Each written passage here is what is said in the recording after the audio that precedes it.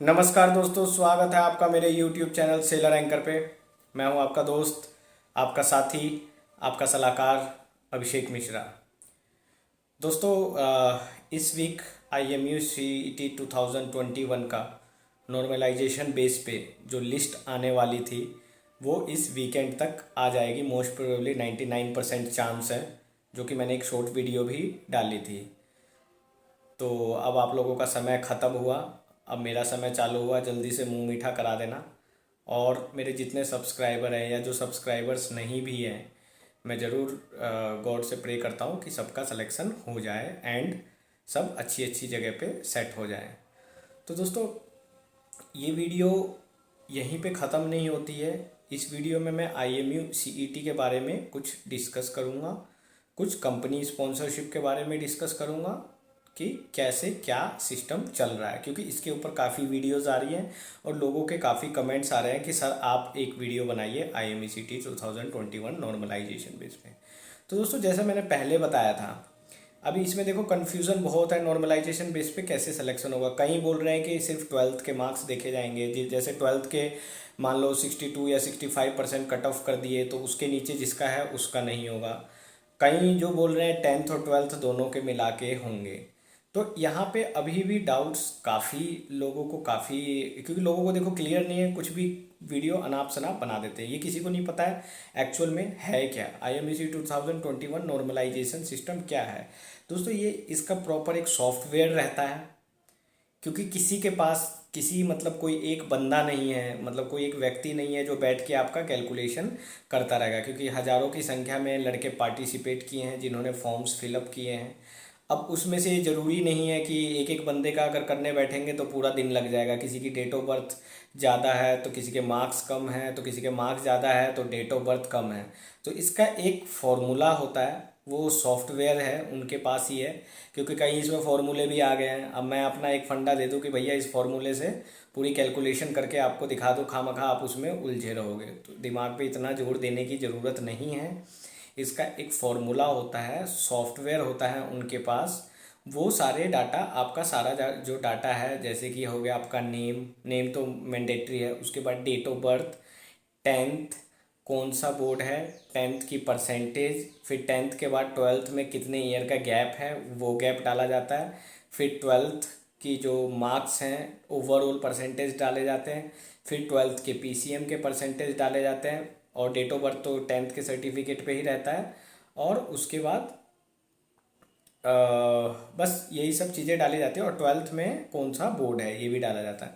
तो ये सब जब डाटा डालने के बाद वो सिस्टम कैलकुलेट करता है, वो एक रैंकिंग में आपको, उनके पास एक्सेल शीट होगा, एक फॉर्मूला सॉफ्टवेयर डेवलप होगा, उसमें उस लिस्ट में आ जाता है कि अंडर इतने में नेम आ रहा है कि नहीं आ रहा है। तो ये वो पूरा सॉफ्टवेयर के ऊपर डिपेंड करता है। तो दोस्तों, मैं यही कहना चाहूँगा, अब ज़्यादा दिमाग लगाने की ज़रूरत नहीं है आपको। अगर आपका सिलेक्शन होना होगा तो 100% हो जाएगा, और 100% होगा ही। बस कुछ समय की बात है। पर मैं ये ज़रूर बताना चाहूँगा कि जिनको कंपनीज अभी भी नहीं मिली हैं, बी अलर्ट, कंपनी के थ्रू जाएं। अगर आपका IMU CET में हो भी जाता है तो ऐसे ब्लाइंडली एडमिशन मत लें विदाउट कंपनी के, बिकॉज अगर आपके पास कंपनी नहीं है तो फिर एडमिशन लेके कोई फ़ायदा नहीं। बाद में बहुत दिक्कत, बहुत मुसीबतें और बहुत टाइप की प्रॉब्लम आने वाली है। अब आइए बात करते हैं कंपनी की। तो जो स्पॉन्सर्स हैं उनके लिए तो प्रॉब्लम नहीं है कि ऑलरेडी स्पॉन्सर्ड हो गया। अब जो नॉन स्पॉन्सर्ड कैडेट्स हैं या कैंडिडेट्स हैं, अभी कैडेट बने नहीं है सॉरी, जो नॉन स्पॉन्सर्ड कैंडिडेट्स हैं उनको क्या करना है? अब देखो, सारी अच्छी कंपनीज ने तो एग्ज़ाम ले लिए। अब SCI भी अच्छी कंपनी है, इसमें कोई बुराई नहीं है। पहले के जितने पुराने ज़माने में अभी भी जो मास्टर हैं वो सब SCI के ही कैडेट हुआ करते थे। पहले क्या था, SCI में एक एक शिप पे 10-10, 12-12 कैडेट हुआ करते थे। इनफैक्ट 15-15 भी हुआ करते थे। और एक कैडेट ट्रेनिंग ऑफिसर CTO भी रहता था। तो वो कैडेट ट्रेनिंग ऑफिसर की भी एक रैंक रहती थी। तो अभी भी SCI में 3 कैडेट 4 कैडेट हैं, तो SCI में अभी भी वैकेंसी निकलेगी, क्योंकि SCI ने अभी कोई एग्ज़ाम कंडक्ट नहीं है। अगर आपकी IMU CET में अच्छी रैंक आ जाती है तो आप SCI से स्पॉन्सरशिप लेके उसके थ्रू ज्वाइन कर सकते हैं। क्योंकि अगर फिर आप वेट करेंगे तो फिर वो अभी जैसे जो ये रिज़ल्ट आएगा, मेरे हिसाब से अभी कहीं पर ऐसा कोई डिक्लेरेशन नहीं हुआ है। ये वाला बैच नवंबर में स्टार्ट होगा। फिर अगला जो बैच आएगा वो हो सकता है कि फिर फरवरी की जगह मई में स्टार्ट हो, जून में स्टार्ट हो। फिर से पूरा प्रोसीजर हो सकता है, बिकॉज अभी किसी को कुछ क्लियर नहीं है, ना ही ट्रेनिंग इंस्टीट्यूट को है, ना ही कैंडिडेट को है। ये सिर्फ IMU CET का जो है नोटिफिकेशन आएगा और सबको आएगा। सबने मेल जिसने फॉर्म भरा था उनके मेल पे नोटिफिकेशन विथ रैंक आ जाएगा, या IMU CET की वेबसाइट पे जा सकते हैं। तो आपको अब चिंता करने की कोई ज़रूरत नहीं है, आराम से रहिए, बस प्रे करिए। अगर आपने मेहनत करी है, वाकई में ऑनेस्ट के साथ आपने एग्ज़ाम दिया है, तो डेफिनेटली 100% आपका सिलेक्शन होने से कोई नहीं रोक सकता है। 1% अगर नहीं भी होता है तो डिप्रेशन होने की ज़रूरत नहीं है। वापस से मेहनत करिए, वापस से प्रिपरेशन करिए। क्योंकि कई बंदों ने क्या है, कोचिंग वगैरह में भी काफ़ी पैसे लगाए हैं, और जबकि मैं शुरू से अपनी वीडियोस में बता रहा हूँ कि किसी कोचिंग की ज़रूरत नहीं है। कोचिंग आप कर रहे हो, मान लो कोचिंग कंटिन्यू कर रहे हो, पैसा दे रहे हो, आजकल ऑनलाइन काफ़ी बंदे कोचिंग करा रहे हैं, वहाँ पे आप अपना पैसा लगा रहे हो, उसके बाद भी नहीं होता है। अभी जैसे IMECT 2021 का था, नॉर्मलाइजेशन बेस पे हो रहा है। कोचिंग वाला क्या कराएगा, आपको कुछ क्वेश्चंस 12th के करा देगा या कुछ वैसे करा देगा, इस तरीके से आपसे पैसा बना लेगा, आपका टाइम भी लग जाएगा और फिर आपकी एक्सपेक्टेशंस और बढ़ जाएगी कि भैया मैंने कोचिंग ली थी फिर भी नहीं हुआ। कोचिंग लेके अगर हो भी जाता है तो वो आपकी मेहनत से होता है, कोचिंग वाला कोई कुछ नहीं करता। ये ट्यूशन का सिस्टम तो इंडिया में था ही नहीं, ये हम लोगों ने ही बिगाड़ा है, क्योंकि स्कूल को एक बिजनेस टाइप का बना दिया गया है। अब मैं नेक्स्ट वीडियो में आपके साथ नए मुद्दे के साथ आऊँगा, और मैं इसमें एक चीज़ और बताना चाहता हूँ कि जैसे कि आपको बाद में भी चांस मिलता है, ऐसी बात नहीं है। सिनर्जी जैसी कंपनी है, अभी कई मेरे पास मैसेज आए हैं कि सर हम प्रीसी ट्रेनिंग कर चुके हैं। अब सिनर्जी शिपिंग कंपनी जो है, उनका खुद का कोई ट्रेनिंग इंस्टीट्यूट नहीं है, और वो इनिशियली कोई स्पॉन्सरशिप नहीं देते हैं।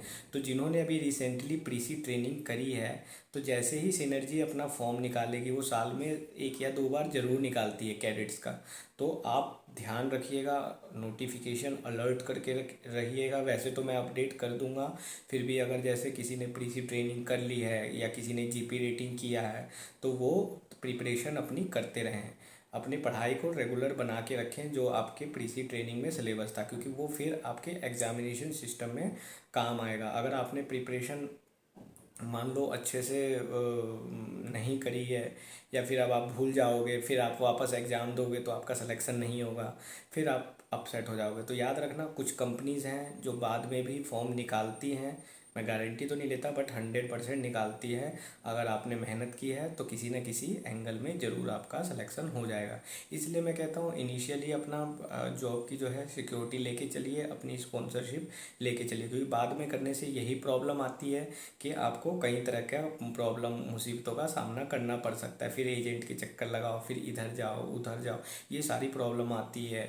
और अभी कोविड का टाइम है, पहले तो क्या था, जैसे मान लो कंपनी नहीं मिली, लड़के मुंबई चले गए, ऑफिस में जा रहे हैं, मैनुअल रिज्यूम लेके, मतलब हैंड में प्रिंट आउट लेके कंपनी में जा रहा है, तो 1 मिनट के लिए कहीं ना कहीं फेस टू फेस इंटरेक्शन होता था, और रिफ्लेक्ट भी पड़ता था कि चलो ये बंदा बार बार 10 से 15 बार आ चुका है, इस बार चलो इसका इंटरव्यू ले लेते हैं, कंसीडर कर लेते हैं, और सिलेक्शन हो जाता था। कईयों का हुआ है, बहुत होते थे बहुत इंस्टीट्यूट पर, वो सब अब ऑनलाइन के सिस्टम में बंद हो गया है, बिल्कुल ही टोटली बंद हो गया है।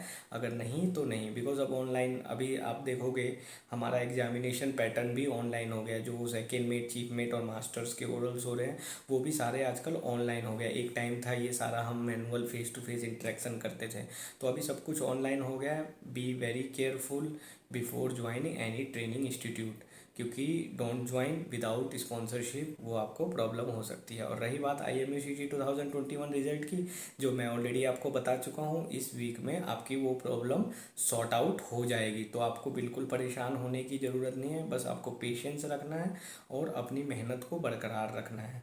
मैं ये कहूँगा कि अगर आपने 12th के क्वेश्चंस किए हैं या जो भी हार्ड वर्क किया है, उसको जाने मत दो, ठीक है। उसको आप, ऐसा नहीं है कि वेस्ट जाने दो, फिर छोड़ दोगे प्रैक्टिस हट जाएगी। क्योंकि अभी अगर आपकी स्पॉन्सरशिप नहीं हुई है तो आपकी कंपनी का एग्ज़ाम देना पड़ सकता है। हो सकता है आपकी स्पॉन्सरशिप हो गई हो, आईएमयू में अच्छी रैंक ना आई हो, तो वापस से आईएमयू का एग्ज़ाम देना पड़ सकता है। तो अपनी मेहनत को, अपनी स्टडी को कंटिन्यू रखो, 100% आप सक्सेस हो जाओगे।